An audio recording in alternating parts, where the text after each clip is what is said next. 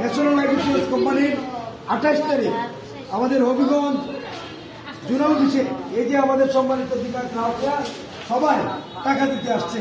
আমাদের উচ্চ বড় ভিড় সারাদিন ব্যাপী চলছে। এর ভিতরে আমাদের সম্মানিত বিভাগ গ্রাহক এবং আমাদের কর্মী, অত্যন্ত ভালো কর্মী মাহমুদা, এই মাহমুদা আক্তার আমাদের হবিগঞ্জের আমাদের প্রদীপ বাবুর কর্মী। সে একটি বিমা করেছিল, ছোট্ট একটি বিমা, বছরে জমা দিতেন 3,342 টাকা।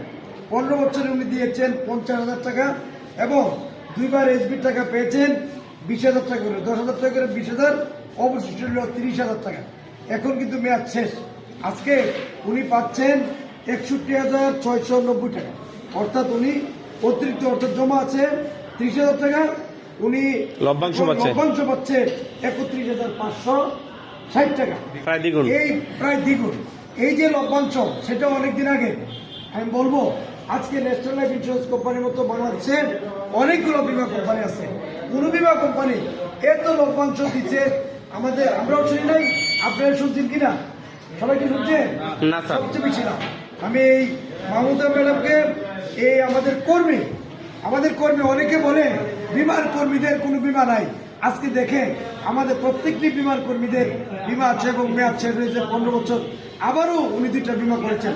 এই মাহমুদা ম্যাডাম তার চেকটি আমরা আজকে তুলে দিচ্ছি এবং এই ব্যাপারে মাহমুদার অনুভূতি প্রকাশ করে। মাহমুদা বলেন কিরকম লাগতেছে? ভালো লাগতেছে না? তার বিমার টাকা পাইতে কোনো কষ্ট নেই তো? এবং আমাদের মধ্যে ছাত্র নেতা এই আলামী কিছু বলবে। আলামী বলো, সে একজন বিমার কর্মী এবং গ্রাহক। হ্যাঁ বলো। আসসালামু আলাইকুম। আমি দীর্ঘদিন যাবৎ ন্যাশনাল লাইফ ইন্স্যুরেন্সের সাথে সম্পৃক্ত। এটা একটা আমার পরিবারের মতো। এখানে প্রত্যেকটা কর্মী, প্রত্যেকটা গ্রাহক বিশ্বস্ততার সাথে টাকা জমা দেয়। তারা তাদের এই টাকা জমা দেওয়ার পর আমরা সর্বোচ্চ চেষ্টা করি যথাসময়ে তাদের পরিশোধ করা।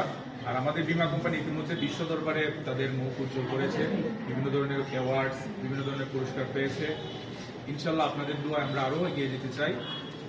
নতুন বছর 2026-এর জন্য আমাদের আরো দ্বিগুণ পরিমাণে আমরা গ্রাহক পাই, সেই আশা প্রত্যাশা ব্যক্ত করে আমি আমার ধন্যবাদ। আমরা সবাইকে নিয়ে আমরা বিমা উৎসব আমরা এই কয়েকটা দিন করব, সবাইকে নিয়ে ভালো ব্যবসা করবো। খুদা হাফেজ।